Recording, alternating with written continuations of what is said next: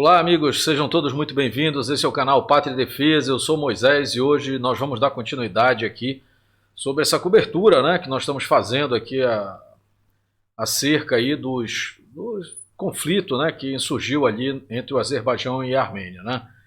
Nós vamos lá para a região de Nagorno-Karabakh, né, o nome é complicado mesmo, mas espero que a pronúncia esteja certa, né.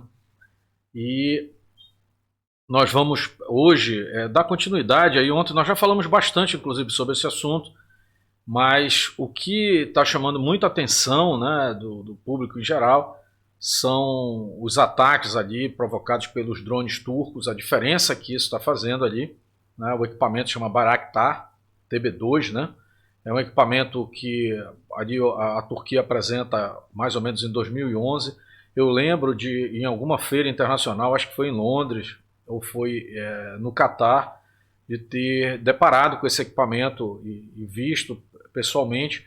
Eu confesso até que na hora, o equipamento, diante de todos os outros drones ali que as outras potências militares apresentavam, eu não vi nada demais, né? Agora eu consigo perceber uma questão bastante diferenciada daquele drone em relação ao que o mundo tinha naquele momento e que está se comprovando na prática, né?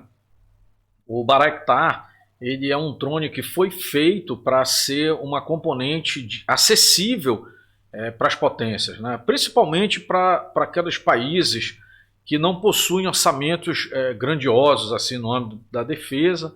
Basta dizer que um drone americano pode chegar a 100 milhões de dólares uma unidade, né? Daí você já tem ideia do custo envolvido num equipamento como esse.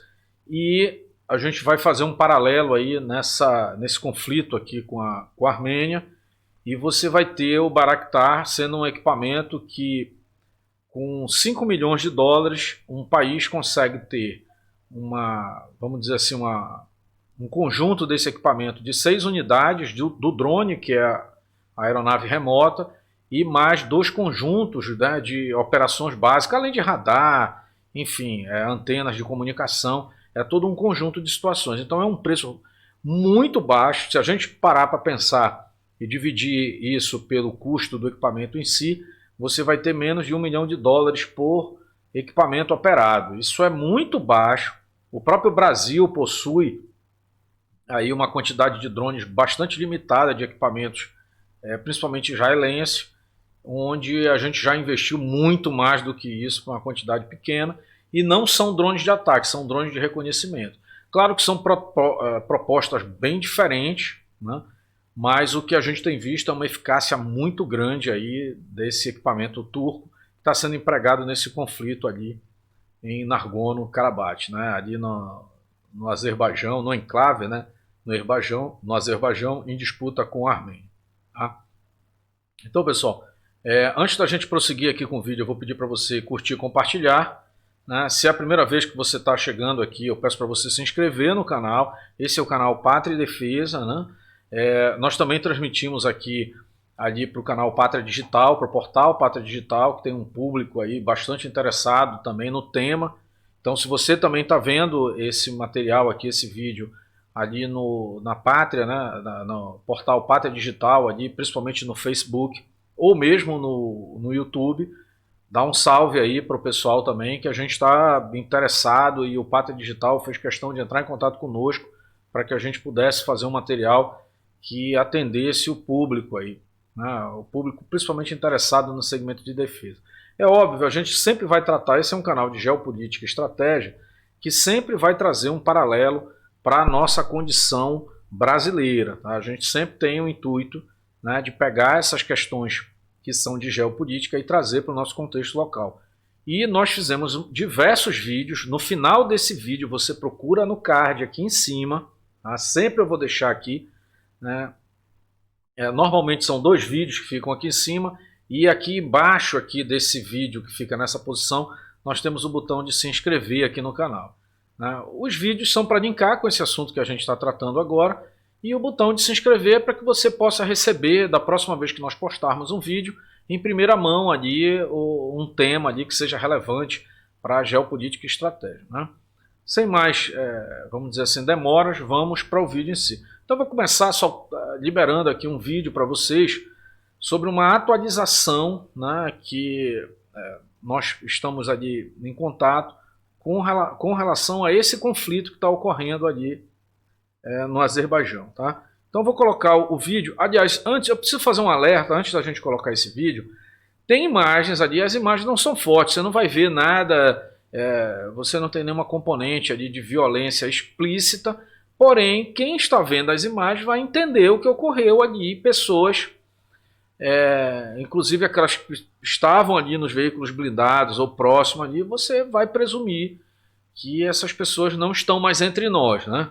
Então, para quem é muito sensível, realmente eu não recomendo que assista o vídeo daqui para frente, e nem esse canal vai ser para você. Né? Você pode voltar lá para as novelas, enfim. Né? E não é nada pejorativo. Eu sei que esse tema não é para todo mundo, vamos dizer assim, lidar com ele de forma muito tranquila. Tá? Então, se você é muito sensível, eu peço para você que não continue agora nesse vídeo, porque a gente vai colocar imagens, essas imagens são de ataque, nós não vamos ter nenhuma cena de sangue ou outras questões desse tipo, mas quem tem inteligência vai presumir o que aconteceu com as pessoas que estavam ali naquele momento. E o que nós vamos colocar, em particular, que nós já vamos começar com um vídeo que nós obtivemos do Departamento de Defesa, do Ministério da Defesa, né, para ser mais preciso, da assessoria de imprensa do Ministério da Defesa da Armênia, que disponibilizou esse material, e é onde há a aniquilação, né, já começa assim agora, tá, pessoal? A aniquilação de drones, subentende que seja o Bayraktar, porque é o drone que está sendo mais empregado ali, né?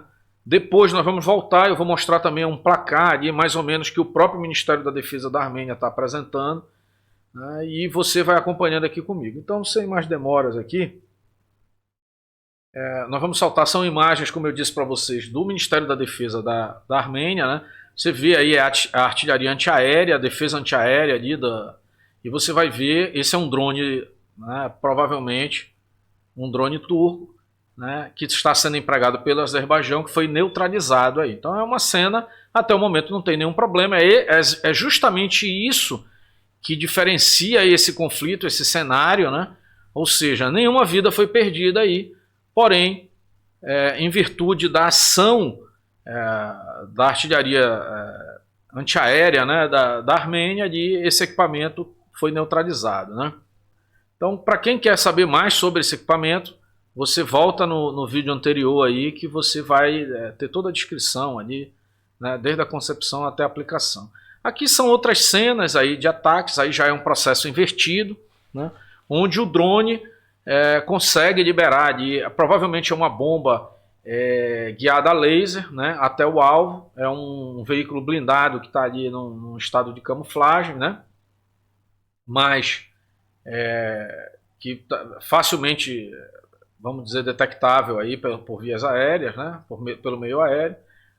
A cena seguinte é uma cena de combate ali de fragmentação, e aqui a gente vê a facilidade, né, com que os drones não só localizam os alvos, como disparam contra eles. Olha, novamente aí um blindado que estava dentro de um bunker e que vai ser neutralizado facilmente. O drone consegue escolher o alvo com certa facilidade.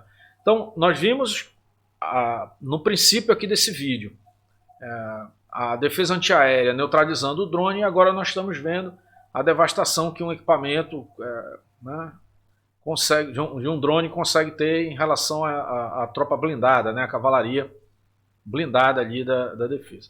Então, essa disputa ali, eu vou deixar as imagens passando, tá, pessoal?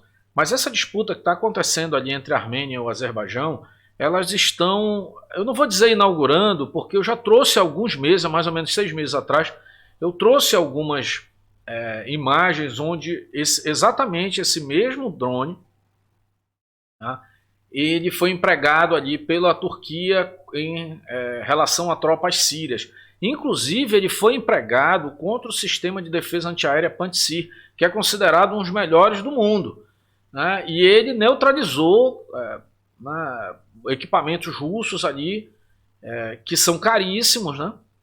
A um custo muito baixo, né? Se nós pegarmos aí menos de $1 milhão, por unidade do Bayraktar. E você vê que uma bateria, né, de sistema Pantsir russo é um equipamento que vai ali de 300 milhões a 500 milhões de dólares por bateria. Você vê que o custo-benefício para o investimento do país é gigantesco, né?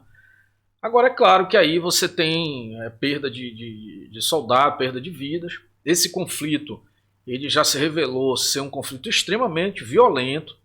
Mais uma vez eu peço a você que é sensível, que não acompanhe as imagens, porque você vai verificar que a cada ação aí dos drones, né, você tem perda de vidas aí dos combatentes, mas também tem perda de vidas de civis, né?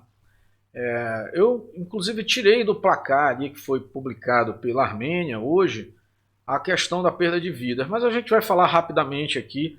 Já se fala em mais de 3 mil, né, soldados ali que perderam as vidas desde domingo, ou seja, em pouco mais aí de 5 dias, mais de 3 mil pessoas perderam as vidas. E é impressionante, hoje a gente estava conversando aqui em meio à comunidade de defesa, né, e uma pessoa, um dos conselheiros aqui, fez uma observação muito interessante, né, que é referente à perda de vida. Já todo o planeta inteiro está envolvido com essa questão da pandemia do Covid-19, né? E todo dia a imprensa fica contabilizando, principalmente a imprensa brasileira fica contabilizando ali, morreram 200 pessoas, 300 pessoas, né? Não pode nem falar essa palavra aqui, que o vídeo já não é impulsionado na plataforma, enfim. Esse aqui não é um canal para adolescentes nem para crianças, então a gente não vai ter esse pudor aqui com relação a falar sobre esse assunto. Até porque isso é realidade de adultos, tá, pessoal? Então você vê que mais de 3 mil soldados ali, né, de ambos os protagonistas aí do conflito, já deixaram aqui o nosso plano. Então você vê que é uma coisa realmente séria. Isso aí é uma demonstração do espaço aéreo, ali, o volume, né, de aeronaves estão circulando o enclave ali de Nagorno-Karabakh, né? Então ali também a demonstração do espaço aéreo. Isso também é um material divulgado pela Armênia, né? Pelo Ministério da Defesa. E você vê que isso está acontecendo nesse momento, né? Todo dia nós estávamos ali hipnotizados naquela questão da pandemia. Agora, pessoal, essa é uma cena aqui, em particular, me foi enviado um e-mail pelo pessoal da defesa lá. Isso é a turma lá do Azerbaijão batendo retirada de posições, ou seja, cedendo posições em relação à ofensiva armênia, tá? Pelo menos esta é a versão do Ministério da Defesa da Armênia. Aí, mais cedo, eu não vou lembrar agora do amigo aqui, do nosso inscrito aqui do canal. Inclusive, você pode deixar novamente, que aí eu me comprometo no próximo vídeo falar o seu nome. Mas foi deixado aqui o questionamento. Olha, nós queremos saber quem é que está cedendo posição e quem está ganhando posição. Tá? Aqui é um processo inverso. Você vê aí a violência, né, do que um drone pode fazer. Essa é a cena mais, vamos dizer assim, pesada que a gente tem para apresentar aqui. E um dos nossos amigos aqui, um dos nossos inscritos, perguntou quem é que está cedendo posição, quem é que está ganhando posição. Então aquela cena anterior diz respeito a uma batida de retirada, né, por parte do Azerbaijão frente a um avanço ali de tropas da Armênia, né, para o enclave. Então, assim, essa batalha, né, esse conflito, ele está criando e apresentando para a sociedade um novo tipo de cenário, onde você tem equipamentos controlados de forma bem remota, né, muitos desses equipamentos os operadores estão em segurança em outros países, operando, e você vê vidas em solo sendo perdidas, tá? Isso não é uma novidade no setor, nas batalhas, né? Você já tinha ali, inclusive nos governos democratas, ali, principalmente no governo Obama, houve um grande avanço das Forças Armadas americanas em neutralizar inimigos, principalmente ali no Oriente Médio e no Afeganistão, a partir da utilização de drones. A gente entende que é um processo bastante diferente disso que nós estamos mostrando para vocês agora em vídeo, até porque naquele momento se tratava de drones furtivos que eram empregados, ou pelo menos essa era a proposta, para ser empregados de forma cirúrgica para eliminar líderes, né, dos movimentos ali ditos terroristas, né? Aqui a gente nota uma realidade bem diferente daquilo que se apresentava anteriormente. Você tem um conflito real declarado entre dois estados militares, no caso o Azerbaijão e a Armênia, disputando um enclave, que é um território dentro do Azerbaijão, com a população que é da Armênia. Então realmente há um conflito ali, há uma disputa.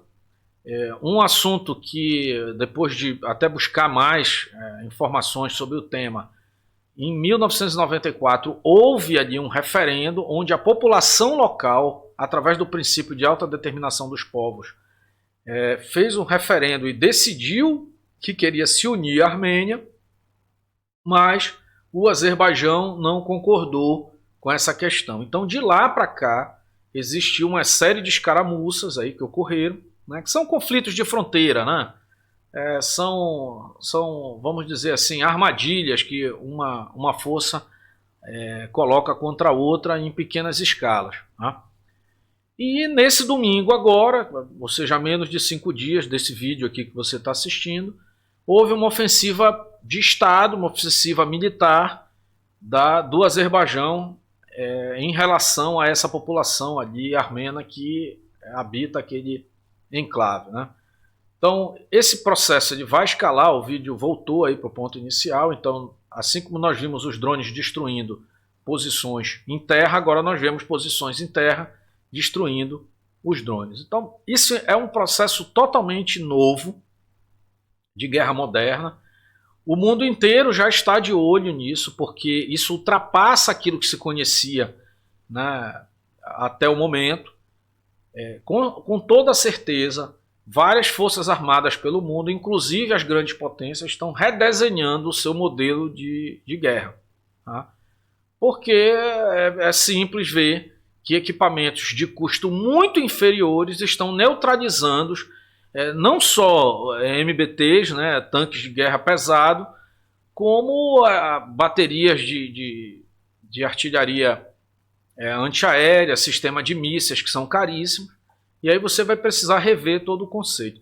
Isso também serve para o nosso Brasil observar, até porque os nossos investimentos no Brasil, e são importantes os que estão ocorrendo, eles são todos em grande escala, são todos projetos de médio e longo prazo, e o Brasil deveria sequestrar para si essa experiência agora, real, né, para que a gente possa, a um custo muito baixo. A Força Aérea Brasileira ela tem incentivos para o desenvolvimento desse tipo de equipamento no Brasil, mas eu acredito que uma saída seja nós buscarmos parceria para acelerar esse processo. Eu vou tirar agora essas imagens, eu vou voltar aqui para mim, que é o momento da gente conversar sobre indústria de defesa aqui, tá? Que é uma seara que eu, vamos dizer assim, eu convivo aí diariamente há mais de 2 décadas, e eu observo que pela primeira vez o Brasil ele tem a oportunidade de tomar uma dianteira num setor que não vai ser tão oneroso para as nossas forças armadas e que vai nos colocar numa dianteira em relação a potências militares externas, tá? Por que eu estou dizendo isso? Não é o objetivo desse vídeo, mas eu tenho analisado bastante, vou trazer um vídeo para vocês aqui sobre os conflitos ali nas fronteiras entre China e Índia, e principalmente ali no Mar do Sul da China, com as potências locais ali, onde está um alto grau de animosidade, não só pelo que pode ocorrer entre a China e Taiwan, né, que vai gerar um conflito de grandes proporções. É aguardado isso, porque assim, a gente entende que o cenário nacional ele não é um processo de adivinhação, e sim um processo de estratégia evolutiva, né? Então ele vai tender a esse momento. Mas como isso pode afetar o nosso cenário regional, né? Então o Brasil talvez tenha uma grande oportunidade de entender esse conflito que está ocorrendo neste momento, aprender com ele para que a gente não sofra as mesmas consequências que aquelas pessoas que estão perdendo a vida nesse momento estão sofrendo, tá? Porque é o seguinte, pessoal, existe um processo chamado dissuasão. A dissuasão é a capacidade que um Estado tem, através da sua defesa, né, através das suas armas, vamos dizer assim, de desestimular a cobiça alheia no seu território. O Brasil está sendo alvo de imensas campanhas de cobiça internacional. Nós já conversamos aqui várias vezes a respeito disso. Nós temos players, grandes países, né, grandes potências militares, inclusive do Conselho de Segurança da ONU, que desejam aqui nacos do nosso território, e não é de hoje, né? Nós formos citar pelo menos uma dessas potências que tem esse assento, ela deseja aqui territórios, principalmente da nossa Amazônia, mas também de outras áreas do Brasil onde ela já se aventurou, né? Há pelo menos 500 anos eles estão aí tentando ficar com uma parte do nosso território. Então o Brasil, isso não é uma questão que o Brasil possa ignorar, e muito menos as nossas Forças Armadas possam ignorar. O Brasil tem que tratar isso como uma realidade. Essa semana agora, esses últimos 15 dias em particular, eu posso enumerar rapidamente, até porque nós fizemos vídeos sobre todos esses temas. Quem está aqui no canal, peço a gentileza que vá aqui no final desse vídeo, não só nos cards que nós vamos colocar aqui no final, mas que busque também na nossa listagem ali de vídeos os últimos 15 dias. Não precisa ir muito atrás não, vai nos últimos 15 dias que você vai encontrar lá não só vídeos que falam da cobiça de líderes mundiais sobre o nosso território da Amazônia, como agora há 2 dias, 1 ou 2 dias, no debate presidencial americano, o candidato democrata, o candidato Joe Biden, simplesmente demonstrando toda a arrogância com a qual o progressismo americano enxerga o Brasil e a soberania do Brasil sobre o território da Amazônia brasileira. Ou seja, eles acham que nós não temos essa soberania sobre esse território. Tá? Então, isso inclusive é um recado que serve a todo brasileiro, seja qual for o seu perfil ideológico. É óbvio que a pessoa que é muito mais alinhada com o processo da direita, né, com os princípios aí que norteiam a direita, eu digo os princípios para aqueles que já entenderam o que é de ser de direita ou de esquerda. Esses que principalmente compreendem o princípio da propriedade privada, entendem que a Amazônia pertence ao povo brasileiro. Então não é uma questão muito profunda ideológica, né?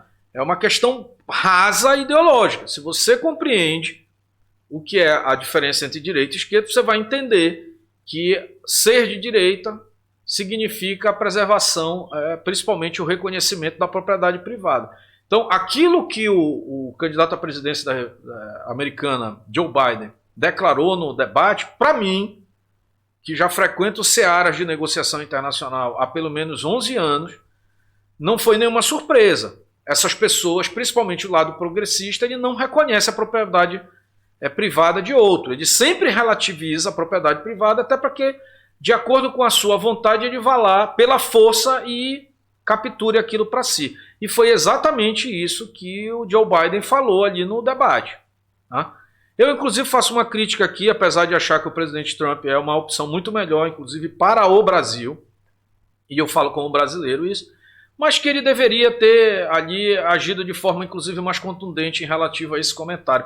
Até porque foi uma notícia falsa ali sobre o comportamento de cuidado que o Brasil tem sobre a sua Amazônia, que não foi rebatido. Mas, enfim, nós sabemos que ali, para eles, a questão do Brasil é menor. Por isso também que a minha questão aqui é sempre o povo brasileiro. Nós não estamos aqui para idolatrar nenhum tipo de liderança mundial. A gente sabe que, dependendo do interesse, e isso quem acompanha esse canal sabe, que líderes mundiais que são ditos aliados brasileiros, por qualquer outro tipo de interesse, podem estar nos deixando para trás.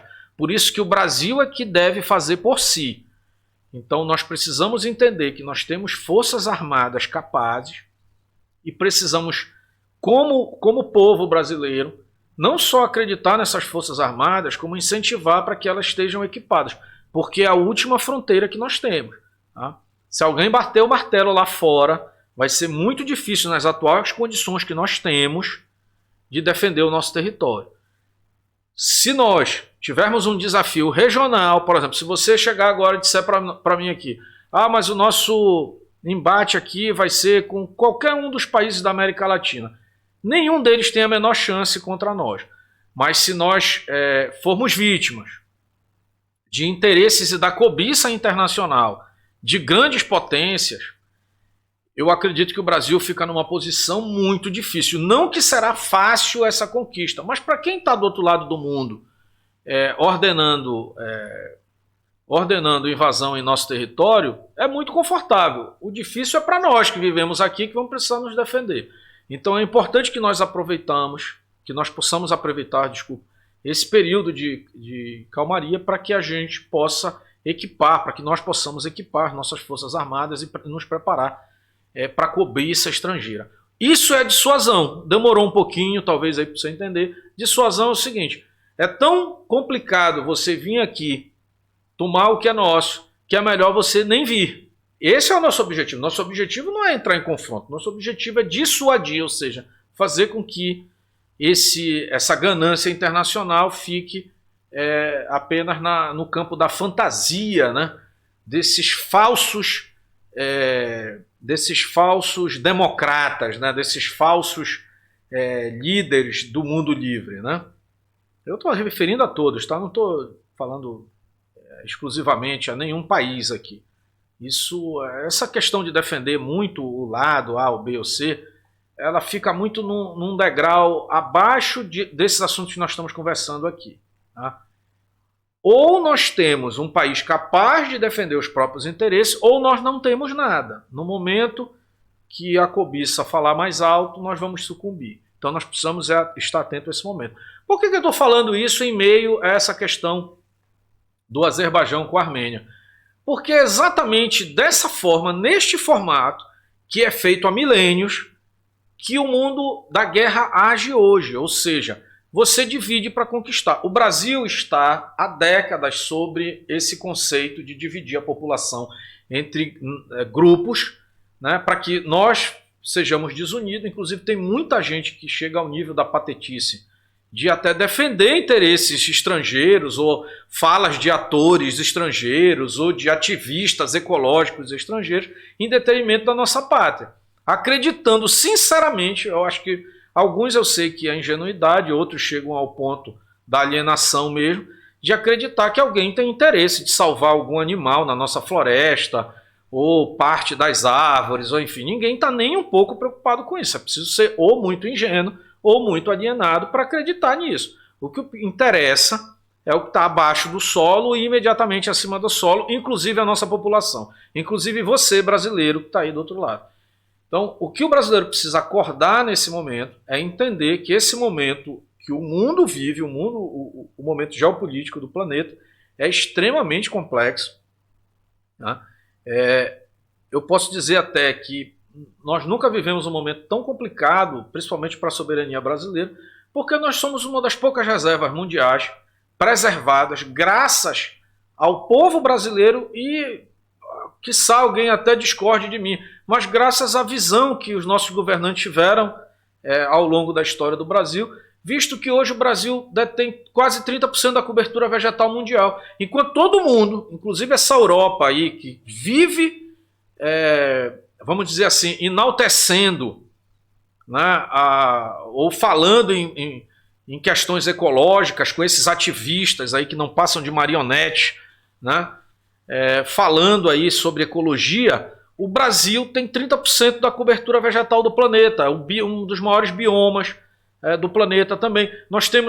Todas as nossas fontes praticamente de energia são renováveis, a gente utiliza muito pouco de combustível fóssil, muito diferente de todas as potências, inclusive militares.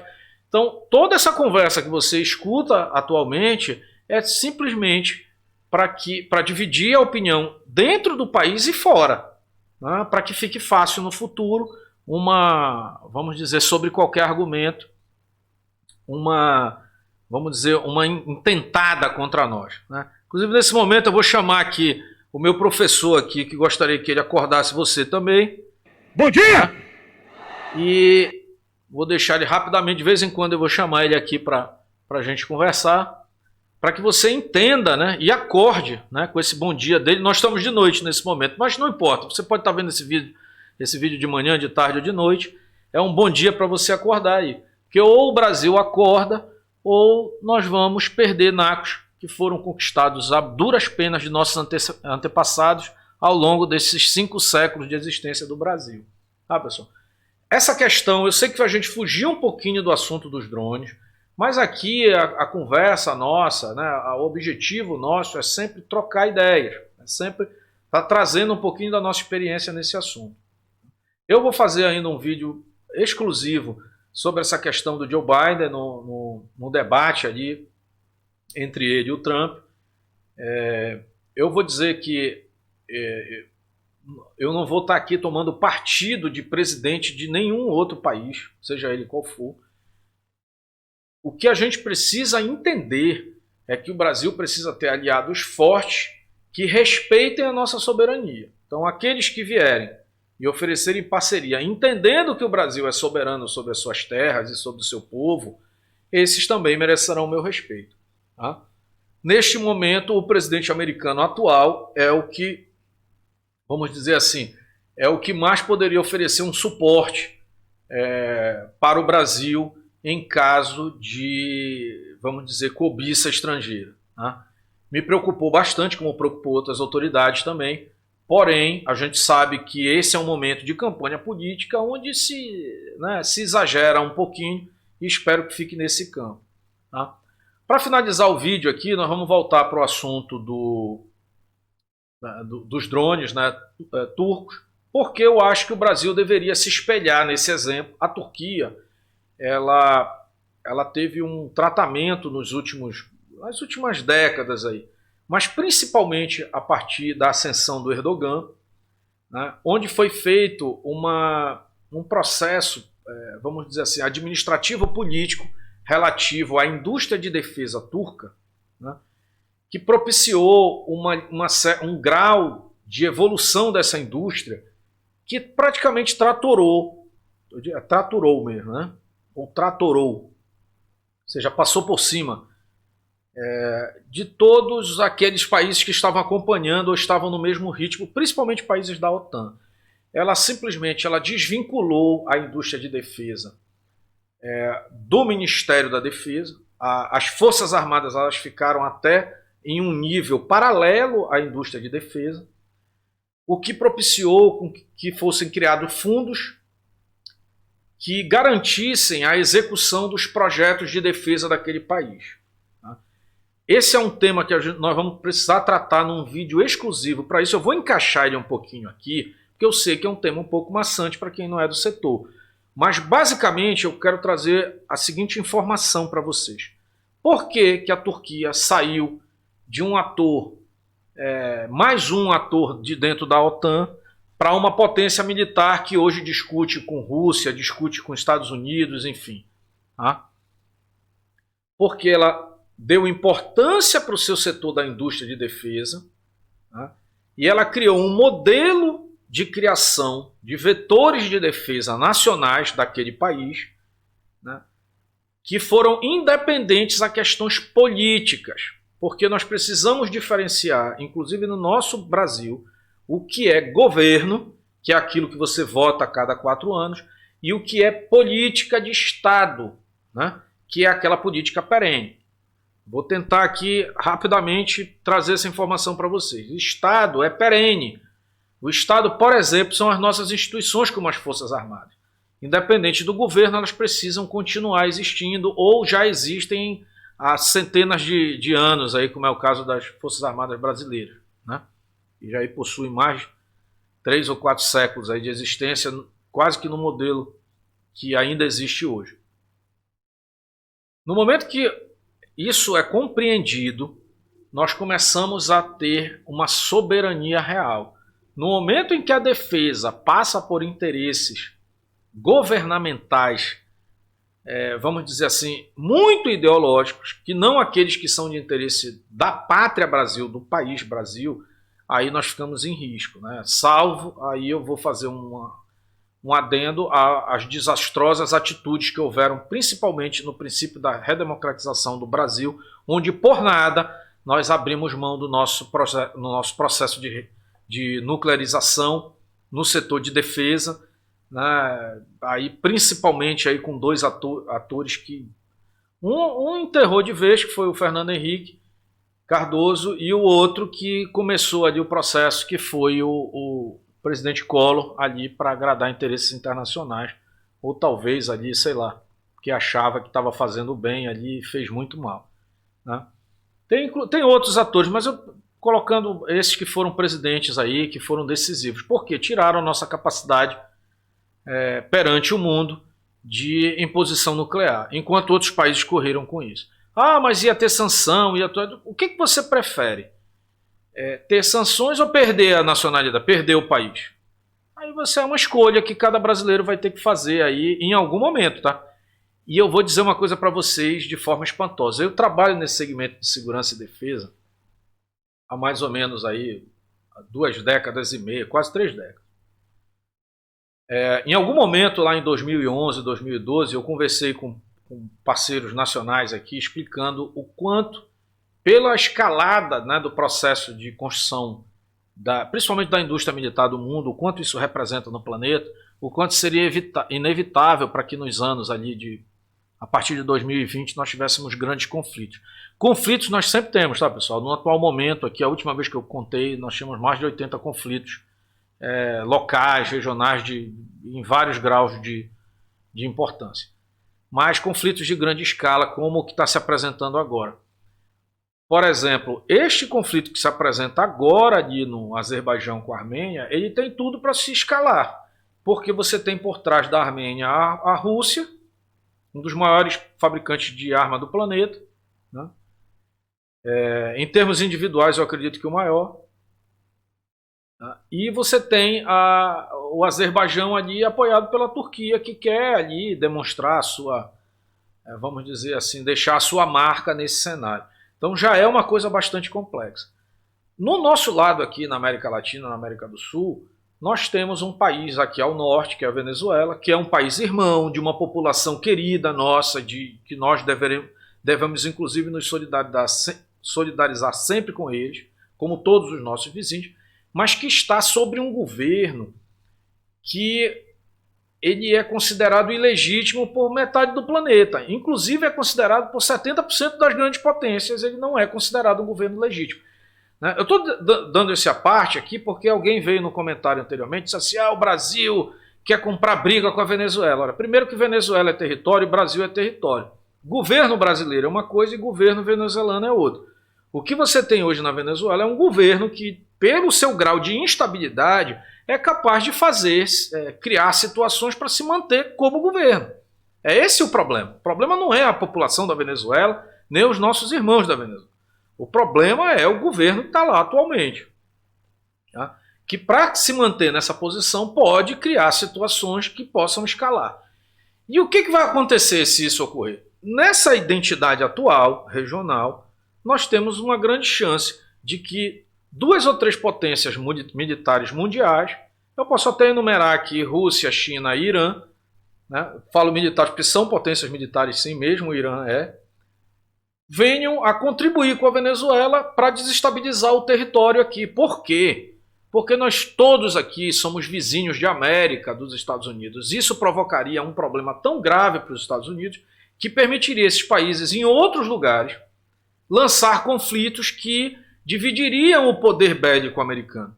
Então entenda, se você está aí fantasiando, que loucura, para que alguém vai fazer um conflito aqui? Aqui vive-se a paz e não sei o quê. Talvez quem não conhece a história tenha esse tipo de pensamento, ou quem enfiou a cara no caderno aí desde a década de 70 talvez pense com esse tipo de visão idiotizada. Quem como eu, que já passou aí por treinamentos de estratégia ou mesmo por várias missões internacionais, entende que essa rede de proteção ela só exige enquanto as potências militares não têm cobiça sobre alguma riqueza pontual do nosso país. Então, ou o nosso país trata de cuidar das suas fronteiras, de cuidar da sua estrutura militar, e aí vai meu recado para autoridades brasileiras e para militares brasileiros também. Ou nós fazemos isso de forma incisiva, ou nós estamos fadados a sucumbir em breve. Eu hoje fico um pouco mais tranquilo porque sinto que a autoridade militar brasileira hoje, desde do Ministério da Defesa, que é o elo entre civis e militares na estrutura militar do Brasil, já reconhece esse risco, né? Existia sim até o governo anterior um deixa para lá, aí não é bem assim. Mas nós percebemos que houve um acordar, né? Vou chamar novamente aqui. Bom dia! Houve um acordar das nossas forças para esse tema. Tá? E hoje eu me sinto, inclusive, mais tranquilo com relação a isso. Por que eu digo preciso melhor do que quem está ali por trás das Forças Armadas? Jamais. As pessoas são até muito mais preparadas do que eu. Mas eu, inclusive por não ser um membro do Estado brasileiro, tive acesso nas mais diversas missões, aí, inclusive pela indústria de defesa brasileira, de como é a visão internacional sobre o nosso território. É bem simples, a gente pode conversar isso em outras lives como essa aqui, em outros vídeos como esse. Tá? Mas enfim, eu já fugi bastante do tema de hoje, isso para mim aqui é um prazer estar falando com vocês, então eu não estou preocupado. Se alguém estava preocupado com o horário aqui, ou acho que está falando demais, aí você vai buscar outros canais. Tem canais, pessoal, aqui, dentro do YouTube, do Facebook ou das outras plataformas, até no Instagram, que conseguem pegar uma notícia internacional e em 5 a 10 minutos fazer um resumo fantástico.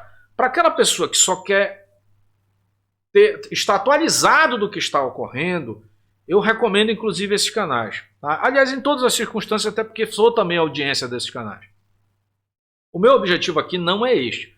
Inclusive, eu não tenho nenhum compromisso de tecnicidade aqui, né, de fidelidade com datas e temas, até porque até do ponto de vista estratégico eu não devo fazer isso, a gente sempre deve deixar números, modelos, quantidades, sempre no campo vamos dizer assim, da nuvem da informação, né? Até porque se você revelar tudo, você está revelando estratégia nacional. Então o meu compromisso é o inverso, é pegar um equipamento e pegar às vezes até o nome do equipamento, propositalmente aqui eu falo trocado, para que isso não sirva aí vamos dizer, de referência internacional. Mas a minha ideia aqui, nesse material que a gente está conversando aqui, é pegar o cidadão comum, você que está aí desse lado, que é igualzinho a mim, que a única diferença é que eu já passei por essa informação antes e poder compartilhar essa informação com você. Aí você pega esta informação e diz, olha, tem alguma coerência o que o Moisés falou ali no canal Pátria e Defesa, né? Ou no Pátria Digital, enfim, dependendo de onde você está assistindo esse vídeo agora. E aí você pega esta informação e vai num negócio chamado Google, né? Digita lá, soberania brasileira, Amazônia brasileira. Por exemplo, fazer uma pesquisa, aí pesquisa lá, vezes em que o país X tentou dominar território brasileiro. Vou dar uma dica para vocês, coloca aí as vezes em que a França tentou conquistar territórios do Brasil. Tem mais de 10 vezes, ao longo de 500 anos. Você quer se assustar mais ainda? Na década de 60, 1961, já na República, né, a França praticamente aqui colocou parte dos seus equipamentos militares aqui, né, para acompanhar a sua frota pesqueira na nossa plataforma continental. Isso gerou um conflito chamado Guerra da Lagosta, que durou 3 anos. Nesse meio tempo, nós tivemos a renúncia de um presidente que eu tenho uma tese, inclusive estou construindo um artigo, de que este episódio contribuiu para a renúncia do presidente Jânio Quadros, até porque o presidente Jânio Quadros, em represália a essa atitude da França, tá, armou junto às Forças Armadas brasileiras uma campanha para, vamos dizer assim, assimilar o território da Guiana Francesa, ou seja, quase nós entramos num conflito militar, e isso faz 60 anos. Então, se você acha que isso aconteceu na época das caravelas, talvez você precise estudar mais. O teu professor de história, provavelmente, ele não colocou isso no teu caderno, até porque a diretriz básica do nosso sistema de educação brasileiro quer sempre dizer para o brasileiro que ele é um banana, que ele nunca participou de conflito, que o Brasil nunca se rebelou, enfim. Quer mais uma informação sobre essa guerra aqui, para você entender se há relevância ou não? Em 1961 a 1963, a nossa Força Aérea se mudou para o Nordeste por conta desse conflito. E 80% a 90% da nossa frota naval brasileira foi também para o Nordeste, ali se concentrou entre Natal e Recife. Ah, você nunca ouviu falar disso, né? Você quer mais uma informação? O general que comandou a campanha local à época simplesmente foi o próximo presidente do Brasil, que foi o general Castelo Branco. O que ele negociou para que isso acontecesse, meu amigo, aí nós vamos ter que entrar ali. Olha o ano que eu estou falando, 61, 62, 63 termina o conflito. O que acontece em 64? Então, assim, o mundo não é esse conto da carochinha que você ouviu falar aí no colégio, tá? Então, me desculpe, os professores de história, provavelmente eles foram ludibriados também com muitas informações erradas, e você não vai encontrar esse tipo de informação. Você vai encontrar nas academias militares, né? Mas principalmente nos fóruns de discussão militar, você consegue ter um pouquinho mais de informação. Ainda vou dizer mais para você, tá? Com todo respeito, eu tenho diversos amigos militares, diversos, né? Eu posso dizer para você que o conhecimento que chega até a cabeça de um tenente é um, tá? Quando você passa ali para capitães, major, tenente-coronel e coronel, é outro nível de conhecimento, tá? E do coronel ao generalato, seja em todos os níveis de generais, ou seja, generais, almirantes e brigadeiros, né? A distância é gigantesca. E aí, quando você sai desse nível para conversar com pessoas do setor da indústria de defesa que têm participado de fóruns mundiais, o nível fica um pouquinho mais distante, porque você sai do contexto local, né? Com todo respeito às nossas Forças Armadas aí, e eu continuo repetindo para você, a inteligência e o conhecimento de alguém aí que chegou até o nível de general do país é algo que você tem que respeitar, e eu respeito assim, de forma grandiosa. Mas eu também não posso subestimar a astúcia do empreendedor brasileiro, que tem a capacidade de, sem nenhum apoio do Estado brasileiro, sem nenhum apoio, partir daqui e fazer negócios do outro lado do planeta. Isso também precisa ser respeitado. Mas vamos lá, esse não é o motivo aqui da nossa conversa, mas é algo que a população brasileira precisa passar a ter acesso. Hoje, a responsabilidade está na mão dos nossos militares brasileiros, por assim, uma sorte divina. Nós temos um presidente hoje que veio do meio militar. Talvez a coisa que eu mais lamento é que ele não tenha evoluído tanto dentro da escala militar, mas ele se cercou de militares, de generais 4 estrelas. Tem lá o general Heleno, que é fantástico, uma pessoa da qual eu tive a oportunidade de conhecer e assistir algumas aulas ao longo da vida, e eu respeito absurdamente. Foi um patriota, aliás, foi prejudicado pelo excesso de patriotismo quando ainda estava na farda, ainda na sua 4ª estrela, né? Temos ali outros generais que estão ali em volta. Agora eu não vou... Eu citei o general Heleno ali, até por conta... porque ele é o concurso, né? Nós tínhamos ali também o general Vilas Boas, temos ainda, uma grande mente, um grande patriota brasileiro, que serviu ao momento onde ele estava no comando ali. Eu acho que ele desempenhou de forma brilhante. É uma pessoa a qual eu respeito profundamente. E temos dezenas de outros oficiais das outras forças. Eu até arrependi de citar agora esses dois, porque vou me furtar a falar o nome de mais tantos aqui que merecem serem enumerados.